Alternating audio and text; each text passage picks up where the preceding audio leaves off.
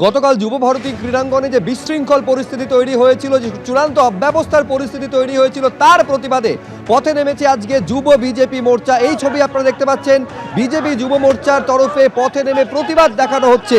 গতকাল যে চূড়ান্ত বিশৃঙ্খলার পরিস্থিতি তৈরি হয়েছিল, অসংখ্য মেসি অনুগামী তারা মেসিকে এক ঝলক দেখতে পর্যন্ত পারলেন না, যার পর রীতিমতন তাণ্ডব চলল, যুব ভারতী ক্রীড়াঙ্গন রণক্ষেত্রে পরিণত হলো। তারই প্রতিবাদে পথে নেমেছে বিজেপির যুব মোর্চা। আমি সেইখানেই সরাসরি আপনাদের নিয়ে যাব। সত্যজিৎ বৈদ্য আমাদের প্রতিনিধি রয়েছেন, কি স্লোগান তারা তুলছেন এই মুহূর্তের ছবিটা দেখাও সত্যজিৎ। দেখো এই মুহূর্তে ছবিটা দেখতে পাচ্ছ, যে শুভ্রজিৎ যে ছবি তুমি দেখতে পাচ্ছ তা হচ্ছে একটু আগে বিজেপি যুব মোর্চা তারা ধর্মতলা থেকে যে মিছিল শুরু করেছিল। গতকালের যে ঘটনা, সেই ঘটনায় বিশৃঙ্খলার জন্য তারা শাসক দলকে দায়ী করছে এবং এর পিছনে দুর্নীতি আছে এই অভিযোগে যে আন্দোলন, যে বিক্ষোভ শুরু হয়েছিল, সেই বিক্ষোভ মিছিল তারা কিন্তু রানী রাসমণি রোড থেকে প্রথমে আমরা দেখি যে এগিয়ে আসে মিছিল করে এবং তারপর আকাশবাণীর দিকে এগিয়ে আসে। এবং এই মুহূর্তে তুমি দেখতে পাচ্ছ যে গোষ্ঠপালের যে মূর্তি, সেই গোষ্ঠপালের মূর্তির পাদদেশে বিক্ষুব্ধরা জমায়েত করেছেন, যেখানে নেতৃত্বে রয়েছেন উত্তর কলকাতা জেলা তৃণমূলের নেতৃত্ব, এর পাশাপাশি তমগ্ন ঘোষ এবং এর পাশাপাশি ইন্দ্রনীল খাঁ তিনিও রয়েছেন। এবং তুমি সেই ছবিটা দেখতে পাচ্ছ যে এখানে এই মুহূর্তে বিক্ষোভ দেখানো হচ্ছে এবং একদিকে যেমন দুর্নীতির অভিযোগ রয়েছে, তেমনি অব্যবস্থার জন্য পুলিশকেও দায়ী করা হচ্ছে। না, অব্যবস্থার জন্য তো দায়ী করা হবে। লোকে দেখতে এসেছিল মেসিকে, দেখে গেল পাশে একজন মেশো ঘুরে বেড়াচ্ছেন এবং হাজার হাজার টাকা দিয়ে যারা টিকিট কেটেছেন তারা লায়নেল মেসিকে দেখতে পারলেন না। মনের দুঃখটা বুঝতে পারি। আজ আমি এখনো মোহনবাগান ইস্ট বেঙ্গল খেলা দেখতে যাই যুব ভারতী ক্রীড়াঙ্গনে, সেখানে কিন্তু যুব ভারতী ক্রীড়াঙ্গনে কিন্তু সেখানে গিয়ে কখনোই আমাদের জলের বোতল নিয়ে ঢুকতে দেওয়া হয় না। জলের বোতল আমাদের বাইরে রেখেই ঢুকতে হয়। কি করে জলের বোতল গেল, কি করে অত মানুষ ভেতরে ঢুকলেন মাঠের এরিনার মধ্যে, যেখানে মেসিকে ঘিরে রাখা হয়েছিল ক্লোজ প্রক্সিমিটি পাস, যদি অর্গানাইজার চেয়েও থাকে সেটা ইস্যু করলো কে? ইস্যুইং অথরিটি তো ওখানকার পুলিশ। সে পুলিশ কি করে ইস্যু করলো? সে জানে না কত ইস্যু করছে। আর নাকি ক্লোজ প্রক্সিমিটি পাস ছাড়াই মাঠে মেসিকে ঘিরে থাকতে এত দিয়ে দিয়েছে, কারণ তৃণমূলের নেতা নেত্রীদের লোক রয়েছে বলে পুলিশ কিছু বলতে পারেনি। এগুলো সব প্রশ্ন উঠছে। গোষ্ঠপালের মূর্তির পাদদেশে কিংবদন্তি প্লেয়ার, কিংবদন্তি ফুটবলার আমাদের মোহনবাগান ইস্ট বেঙ্গল, কলকাতার ফুটবল, বাংলার ফুটবল না, ভারতীয় ফুটবলের আইকন গোষ্ঠপাল, তার সামনে এসেই তো আজকে দুঃখের কথাটা আমাদের রাখতে হবে।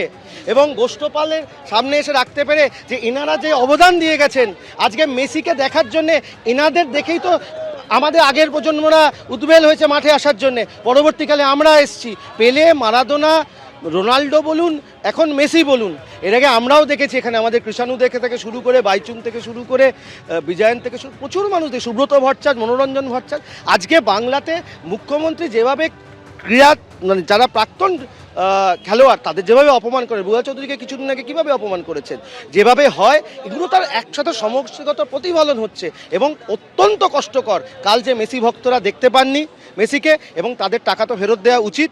শুধু একজনকে স্কেপগোট করে জেলে পুরলে হবে না, বাদ বাকিগুলোকেও পুরতে হবে। একেবারে শাস্তির দাবি রয়েছে। অন্যদিকে যারা ভক্তরা দেখতে এসেছিলেন, মেসির যারা ফ্যানেরা দেখতে এসেছিলেন, তারা যে তাদের টাকা ফেরত দিতে হবে, তাদের যে অর্থ, টিকিটের অর্থমূল্য ফেরত দিতে হবে। এবং পাশাপাশি যে প্রতিশ্রুতি রয়েছে এখানে বিজেপির নেতৃত্ব যেমনটা বলছেন যে তারা পরবর্তীতে মেসিকে আনার চেষ্টা করবেন কলকাতাতে এবং আবার আনতে হবে, সেই দাবি রয়েছে। এবং এই দাবিতে মিছিল করে এসে এখন তুমি দেখতে পাচ্ছ যে ময়দানে গোষ্ঠপালের যে মূর্তি, সেখানে এইখানেই এসে এই বিক্ষোভ।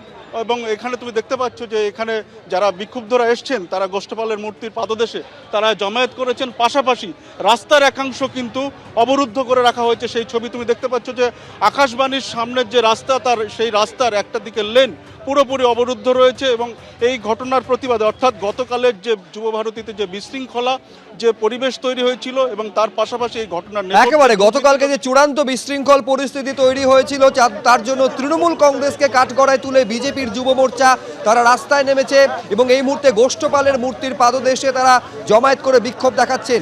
এই ধরনের পরিস্থিতির জন্য সরাসরি রাজ্যের শাসক দলকে তারা দায়ী করেছেন এবং এই টিকিটের মূল্য ফেরাতে হবে, এই দাবি তোলা হচ্ছে।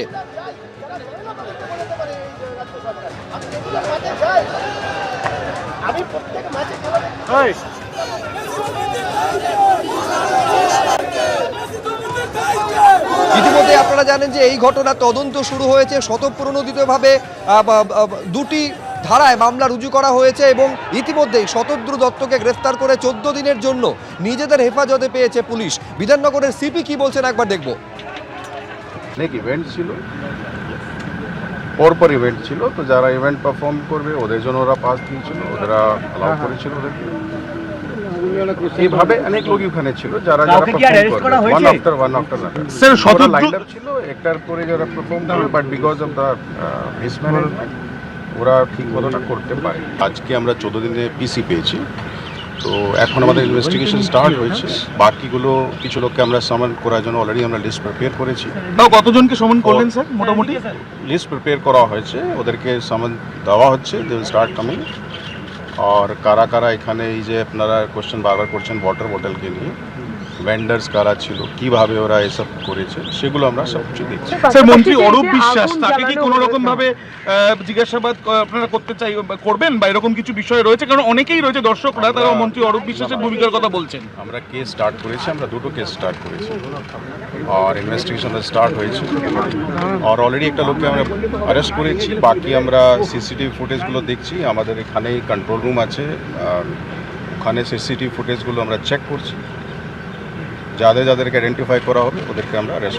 এবিপি আনন্দ, এগিয়ে থাকে, এগিয়ে রাখে।